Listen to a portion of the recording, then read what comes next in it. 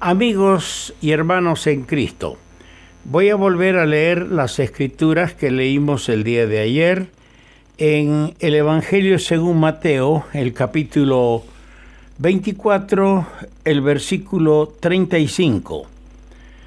El cielo y la tierra pasarán, pero mis palabras no pasarán.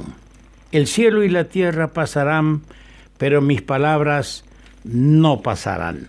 Ahora en 1 Timoteo, el capítulo 3 y el versículo 16.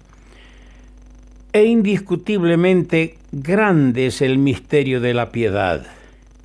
Dios fue manifestado en carne, justificado en el Espíritu, visto de los ángeles, predicado a los gentiles, creído en el mundo, recibido arriba en gloria.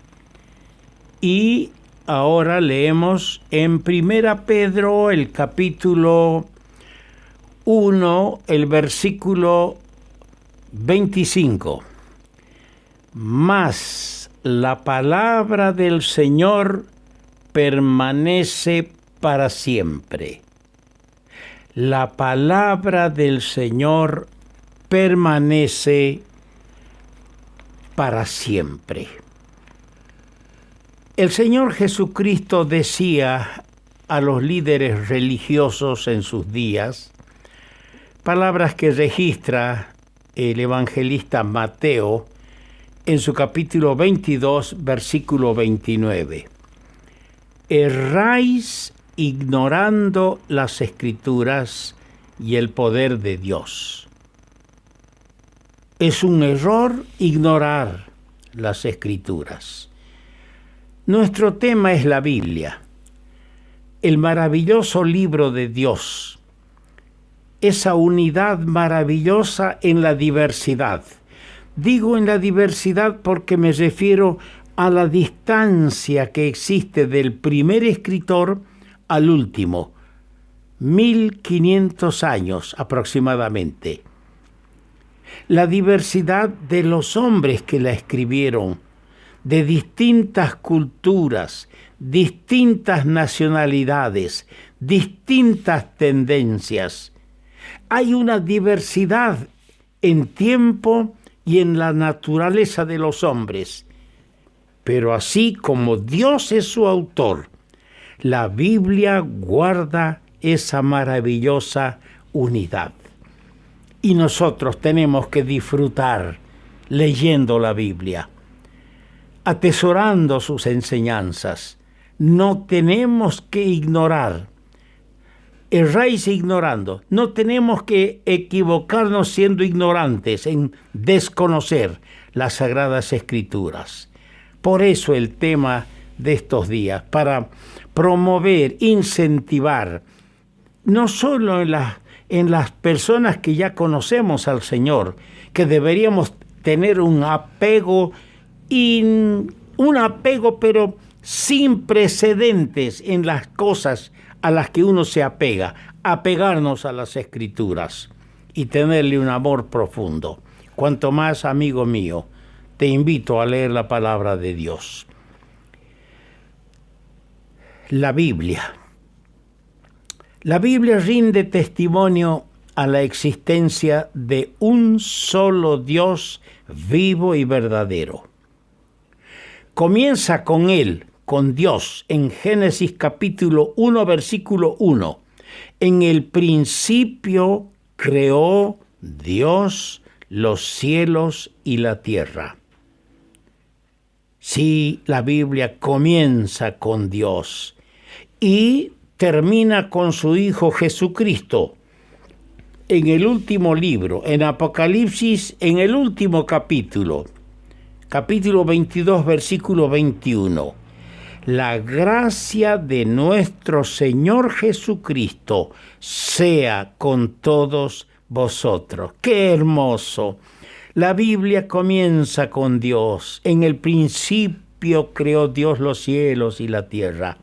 Y termina con el amado Señor Jesucristo, cuya gracia nos es ofrecida a los lectores. La Biblia condena la idolatría en todas sus formas, porque Dios es celoso. Sí, el hombre tiene la tendencia de adorar lo que ve, hacerse un ídolo de madera, de palo, de barro, de oro, de plata, y adorar. La Biblia condena la idolatría y con escrupuloso celo pone el énfasis sobre la existencia de un solo Dios. Un solo Dios a quien se debe amar y obedecer. La última mención de Dios en el libro de Apocalipsis, haciendo un estudio, una lectura, aunque sea superficial, en esa última mención de Dios en el libro de Apocalipsis, lo muestra, lo señala a ese Dios como el que actúa judicialmente en defensa de su eterna palabra. ¿Por qué digo esto? Escuche, Apocalipsis 22, versículos 18 y 19. Yo testifico a todo aquel que oye las palabras de la profecía de este libro. Si alguno añadiere a estas cosas, Dios traerá sobre él las plagas que están escritas en este libro. Y si alguno quitare de las palabras del libro de esta profecía, Dios quitará su parte del libro de la vida y de la santa ciudad y de las cosas que están escritas en este libro. Dios actúa judicialmente defendiendo su palabra eterna. A través de las Sagradas Escrituras hay una revelación continua, armoniosa y progresiva de Dios. La primera mención de la Trinidad, por ejemplo, la hallamos en Génesis capítulo 1, el versículo 26.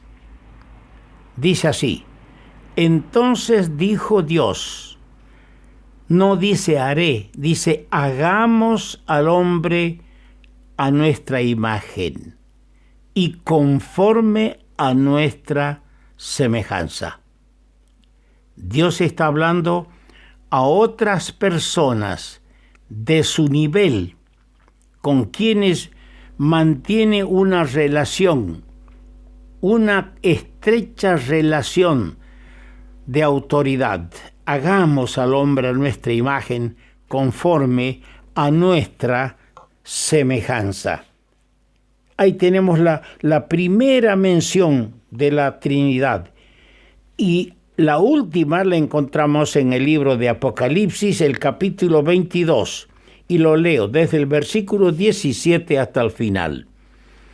Y el Espíritu y la esposa, ahí está mencionado el Espíritu Santo. El Espíritu y la esposa dicen, ven. Y el que oye diga, ven. Y el que tiene sed, venga. Y el que quiere tome del agua de la vida gratuitamente. Yo testifico a todo aquel que oye las palabras de la profecía de este libro. Si alguno añadiere a estas cosas, Dios traerá sobre él las plagas. Ahí tenemos mencionado al Padre. Dios traerá sobre él las plagas que están escritas en este libro. Y si alguno quitare de las palabras del libro de esta profecía, Dios quitará su parte del libro de la vida y de la santa ciudad y de las cosas que están escritas en este libro. El que da testimonio de estas cosas dice ciertamente, vengo en breve. Es el Señor Jesús, que dice, ciertamente vengo en breve. Amén. Sí, ven, Señor Jesús. El Espíritu Santo, el Padre y el Señor Jesús. Y termina con esta bendición. La gracia de nuestro Señor Jesucristo sea con todos vosotros. Amén.